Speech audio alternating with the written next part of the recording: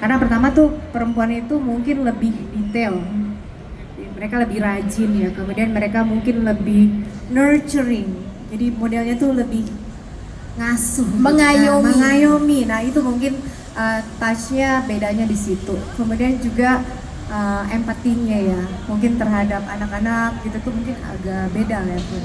Oke, Kalau lebih jadi dia itu pasti tadi sentuhan mengayomi. seperti itu hasilnya pasti beda juga. Iya, dan itu diperlukan di antara semua pria-pria yang ada. Menurut saya itu menjadi bagian tidak Terelakkan. tidak, ya nggak bisa dipisahin gitu. Karena kan kalau ada perempuan di board itu kan sentuhan pengambilan keputusannya tuh ada metode lain Iya. gitu. Jadi ada pendekatan-pendekatan mungkin yang lebih empatinya lebih tinggi, kemudian mereka juga lebih detail dalam mengambil keputusan, sehingga biasanya sih teamworknya is getting a little bit better ya. Oke. Dan ketika ibu masuk ada di perusahaan ini gitu, bagaimana peran ibu atau kepemimpinan ibu untuk bisa mendorong inovasi atau perubahan dalam pengembangan usaha, termasuk diversifikasi produk atau efisiensi energi, Bu? Jadi saya sebelumnya itu, sebelum saya di Nalum, saya di Krakatau Steel. Jadi awalnya dari dulu tuh pengembangan usaha, salah satu memang spek saya tuh ngurusin transformation business sih. Jadi kemana-mana pasti targetnya sama, how to make a new efficiency gitu kan, dimana bisa memastikan perusahaan itu profitability-nya naik, kemudian juga efisiensinya meningkat, sehingga kedepannya sustainability bisnisnya terjaga. Nah, kalau di saya saat ini di Inalum, alhamdulillah saya di sana sejak 2023 penjualannya meningkat sangat signifikan, kemudian juga penjualan volumenya juga sangat signifikan, dan profitability-nya juga naik, alhamdulillah. Wow, berikan tepuk tangan dong untuk Bu Melati. Bu Melati, tapi ya Bu, dengan banyaknya pemimpin pria yang saat ini ada di Inalum gitu, ada kekhawatiran atau stereotip yang mungkin sempat Ibu rasakan atau enggak? Dan bagaimana cara Ibu mengatasi hal itu? Karena mungkin bukan Ibu saja di sini, tapi teman-teman yang lain juga ada yang mungkin mengalami hal serupa. Ini ada yang ditambang nggak di sini? Ada yang kerja di tambang? Ada yang kerja di tambang nggak? Ada? Oh, ada. Perempuan, Nah, Bu. ada perempuan loh. Keren. Pasti ada rasa itu ya. Tapi menurut saya stereotype is just stereotype. It depend on you how you going to prove yourself. Saya sih lebih fokus ke what I can do for the company instead of dengerin orang lain gitu. Karena kan saya yakin ya semua tempat bekerja itu ketika menerima pegawai itu requirement-nya sama. Jadi nggak ada gitu, bedanya tuh nggak ada. Pasti IP-nya sekian, background-nya sekian, Ya. kemampuan minimalnya sekian. Jadi semua orang itu mulai pada dasar yang sama. Kemudian competitiveness dia setiap hari itu juga berdasarkan job description yang ada, yang mereka sign on gitu kan. Jadi menurut saya semua orang itu punya kesempatan untuk berkompetisi yang sama. Tapi emang stereotype itu harus kita kalahin dengan diri kita sendiri. Harus datang dari kita, bagaimana kita bisa proving to others kalau kita di sini bukan bagian dari alokasi gitu ya. Mohon maaf ya. Saya sebenarnya agak tidak terlalu suka sih dengan kata alokasi, Bu, karena saya kerjanya udah keras banget gitu. Jadi menurut saya itu sesuatu hal yang sangat penting buat, terutama buat generasi muda ya. Saya lihat sekarang generasi muda sekarang perempuan lebih jago-jago lagi daripada zaman saya dulu.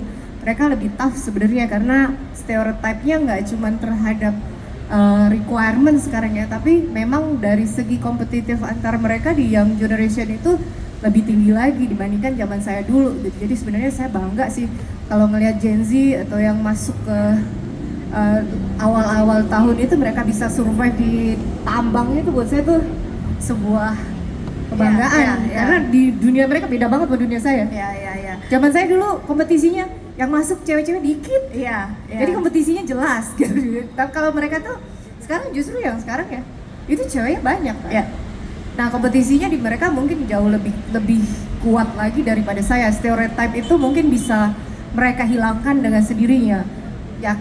Saya yakin sih kalau mereka bisa berkompetisi dengan sehat, mereka bisa ngilangin stereotype itu. Termasuk di pertambangan dan manufacture menurut saya. Dan how do you deal with fear ketika menghadapi semua tantangan yang ada dalam perusahaan? Saya nggak pernah takut sih. Waduh, keren. Mohon maaf ya. Gini ya, kan kita katanya takutnya sama Tuhan aja ya, tapi gini ya, semua orang tuh kan kerja harus profesional.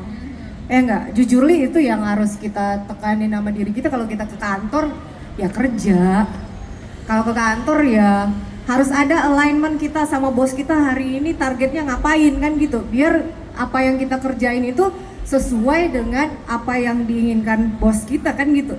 Jadi nggak perlu takut, jadi kadang-kadang emang harus tunjuk tangan.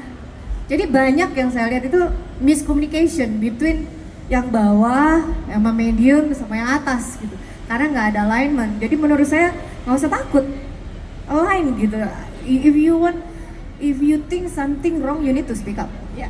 Sehingga kalau ada alignment dari atas ke bawah, kerjaannya kita jadi pendek, nggak ada pengulangan pekerjaan, pasti definitely berhasil sesuai dengan tujuan. Ekspektasi. Ya. Jadi harusnya nggak perlu takut sih. Nggak perlu takut. Nggak ya, perlu Bu? takut. Iya, oke. Ini pertanyaan yang menarik sebenarnya, saya juga pengen tanyain kembali ke Bu Maya gitu. Pernah ngerasa ada takut juga nggak Bu untuk ngejalanin industri yang memang man dominated? Terus adakah di perjalanan Ibu ini mentor atau pengalaman that shape the way you leading this company? Saya rasa kalau kita stick dengan visi dan kita lurus dengan visi, saya rasa tidak ada yang kita harus takutkan, karena kita memang ekspektasi kita ini memang bekerja, ya memang saya bekerja untuk Indonesia gitu. Ya. Jadi tidak ada yang perlu saya takutkan as long as kita stick dengan vision. Tantangan pasti ada, challenge itu pasti ada, apalagi memanage company yang sangat besar dengan staff yang sangat besar dan very male dominated ya. Tapi as long as kita stick dengan vision yang ada, saya rasa itu kita bisa strong ya, firm dengan apa yang kita lakukan. Dan yang kedua, saya berpegang pada Ingarso Sung Tulodo. Kita sebagai pemimpin kita harus memberi contoh. Jadi kita tidak bisa juga nyuruh sana nyuruh sini tapi kita sendiri tidak melakukan. Nah itu yang kita harus pegang. Jadi selama itu kita lakukan, saya rasa itu bisa berjalan dengan lancar ya. Pastinya tantangan ada, terutama mungkin sebagai perempuan itu menjaga many aspects of our life itu quite challenging ya. Dan mungkin ini lebih secara personal ya, karena kita kan pasti ada banyak kuadran sebagai wanita gitu. Kita wanita sebagai profesional, tapi juga sebagai Ibu rumah tangga, ibu dengan anak yang selalu mama di mana gitu. Lalu even me time atau mungkin social life time ya, itu yang harus di manage. Tapi memang kadang menurut saya untuk men-strike balance yang perfect itu, saya rasa mungkin kadang perempuan terlalu memberikan ekspektasi yang terlalu tinggi untuk men-strike balance yang perfect. Saya rasa itu yang best we can do is juggle our role at any given time. Jadi memang kadang ada pekerjaan mungkin jauh lebih menyita waktu, ada saatnya juga kita harus memikirkan keluarga dan lain sebagainya. Oke, thank you Bu Maya. The same question juga sama Ibu Anggia. Bu Anggia, pernah ada ngerasa ketakutan gak sih? Kalau tadi kan ada alignment, lalu harus bisa memberikan contoh gitu kan. Kalau mungkin Ibu ada prinsip atau filosofi yang membentuk Ibu saat ini? Jadi seorang politisi yang mampu menang di 2024, lalu kemudian jadi ketua komisi, kira-kira ada takutnya nggak? Saya sih kayaknya takut ya Bu ya. saya. Nggak tahu kalau ibu-ibu gimana? Bahwa ada concern itu menurut saya itu wajar, itu manusiawi ya. Bahwa ada kita ada tantangan, kita lihat ternyata kita punya hambatannya di sini. Itu tapi itu tidak kemudian kita menjadi scare gitu nggak. Jadi itu anggap tantangan yang memang harus kita jawab. Jadi memang harus kita jawab, karena dimanapun apakah itu adalah politisi, apakah itu jadi dirut BUMN, ataukah itu jadi pengusaha apapun, guru atau dimanapun kita pasti ada tantangannya. Dimanapun kita jadi ibu rumah tangga juga ada concern juga, ada tantangan juga. Jadi ibu dari seorang anak-anak juga ada tantangan juga, dan itu adalah kita harus mampu menjawab. Jadi seorang politisi contohnya, ini kan sebenarnya mengelola, kalau saya belajar dari dulu ya, belajar dari waktu ketika masih kuliah itu, belajar jadi aktivis itu, ini adalah mengelola bagaimana mensiasati hidup. mensiasati hidup itu ya kalau kita ada tantangan di situ kita jawab, kalau ternyata mentok kita cari jalan yang lain gitu, kira-kira begitu. Keterampilan itu yang kemudian harus diasah, dan saya yakin setiap perempuan, setiap pribadi, setiap orang punya kemampuan untuk itu. Jangan khawatir kalau kita ternyata sama-sama pada keinginan yang sama. Saya sama Bunga Maya misalnya, sama-sama pengen jadi politisi.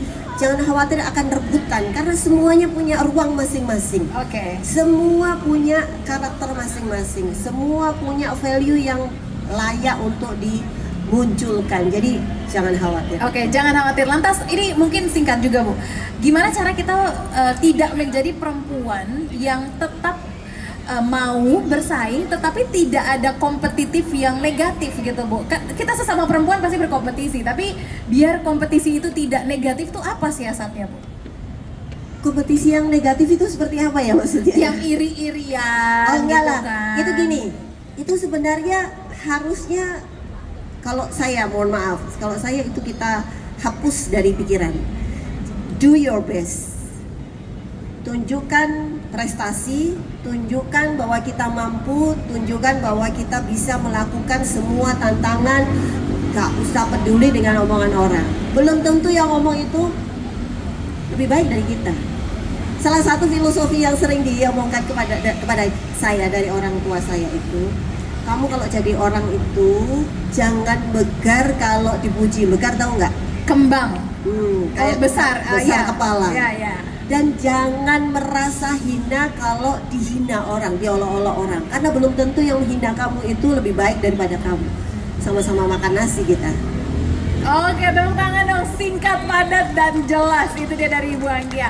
Saya mau ke Ibu Vivi. Ibu Vivi masih bergabung bersama kami? Masih Ya, ada ya masih. Bu Vivi ya? Oke, Bu Vivi, ini pertanyaan saya masih seputar ketakutan. Bu Vivi pernah nggak sih Bu juga merasakan ketakutan, kekhawatiran bahwa mungkin peran laki-laki yang ada di perusahaan itu menjadi lebih dominan dan pendapat Ibu sehingga akhirnya tidak didengarkan gitu. Bagaimana Ibu menyiasati hal ini? Ya mungkin sama ya dengan yang lain, takut sih hanya kepada Tuhan ya, tapi ragu dan sebagainya yang tentunya memerlukan waktu untuk membuktikan. Begitu kita berani dan kemudian tadi ada proses naik kelas, tentunya keberanian akan menjadi lebih besar dan pada akhirnya ya berbagai tantangan itu terbuka semua pintu-pintunya gitu. Nah saya mau ngomongin tentang teknologi ya, di mana sebetulnya teknologi sangat memberi ruang ke perempuan-perempuan ya untuk bisa memberdayakan diri, mulai dari hal yang remeh-temeh, skill of speaking, berdandan, dan ya, intinya tanpa batas untuk melakukan peran multitaskingnya tadi ya. Nah mulai dulu dari yang untuk memperkuat confidence level, menunjukkan bukti, dan pada gilirannya kita bisa saling sharing. Saya pikir ketakutan seberapapun besarnya itu bisa dihadapi. Saya sendiri bersaudara, perempuan bersaudara, bapak saya tentara. Saya dituntut quote unquote oleh bapak saya harus bisa ganti mobil, harus bisa ganti ban mobil, pasang naik ke genteng gitu ya, ganti genteng dan seterusnya. Jadi hal-hal seperti itu yang pada gilirannya ya sekarang saya udah nggak ada bedanya gitu, mau pekerjaan apapun ya memang harus dihadapi gitu. Oke, terima kasih Ibu Vivi. Boleh dong berikan tepuk tangannya untuk seluruh narasumber kita. Terima kasih banyak, dan karena keterbatasan waktu, kini saya akan langsung saja buka ke sesi Q&A. Saya akan berikan 2 pertanyaan, oke? Dan akan mendapatkan hadiah. Jadi kita masih akan ada 1 pertanyaan lagi. Oke, ditahan. Ibu yang belakang dulu, yang pakai jilbab tadi udah bertanya, udah angkat tangan. Iya. Namanya siapa? Dari mana? Pertanyaannya tujukan ke semuanya ya. Oke, silakan. Belum ada suaranya, kita tunggu dulu. Belum, oke. Halo, ada. Perkenalkan, nama saya Anissa, Anissa. dari Sudirman. Iya. Pertanyaannya, tips apa aja yang bisa dibagikan kepada kita sebagai generasi milenial dan generasi Gen Z untuk menjadi wanita tangguh dan kuat di tempat kerja, dan menjadi mental strawberry. Mental strawberry. Yang mental lembek. Oh, mental lembek. Oke. Dikit-dikit Mental riset. strawberry katanya. Oke. Sudah cukup? Cukup. Oke. Saya simpan dulu ya. Oke, sekarang pertanyaan. Oke, boleh, Bapak. Halo, selamat sore, Iya, Ibu lebih- Melati, Ibu Maya, dan Ibu Anggia. Iya. Saya baru aja baca profilnya Ibu Maya sebagai direktur dari Journey ya, salah satu favorit BUMN saya. Saya mau tanya cara Ibu menghandle selama Ibu mencapai top position, ada nggak sih dalam berkarir merasakan burnout gitu dalam karir di dalam satu level karir kamu ya, dan cara overcome-nya menghandle seperti apa, dan ya cara menghandle burnout kalian seperti apa, apakah harus kerja sesuai dengan passion kalian atau memang kalian bisa menghandle burnout itu. Terima kasih. Oke, terima kasih. Oke, baik, terima kasih. Ada 2 pertanyaan sudah masuk ya. Bagaimana menghandle burnout para ibu-ibu ini saat bekerja, dan yang pertama, gimana caranya menjadi karakter yang tidak generasi strawberry alias lembek-lembek, menye-menye, nangis gitu kan. Oke, tapi sebelum dijawab Bu, kita ucapkan terima kasih dulu ke Ibu Vivi. Terima kasih Bu Vivi sudah hadir bersama kami di CNBC Indonesia. Bu Vivi harus pamit karena memang ada urusan di lain waktu. Tidak apa-apa Ibu Vivi, terima kasih banyak dan kita ketemu lagi di lain kesempatan. Terima kasih Ibu Vivi ya. Baik, Ibu Anggia boleh langsung dilanjutkan. Ya, jadi perempuan ini kan luar biasa nih ya. Saya misalnya ibu dari 4 orang anak, istri dari seorang suami juga. Nah, ini yang kemudian membangun mulai dari, memang tidak ujuk-ujuk ya, bahasa Jawanya itu ujuk-ujuk itu apa? Tiba-tiba ya. Ya.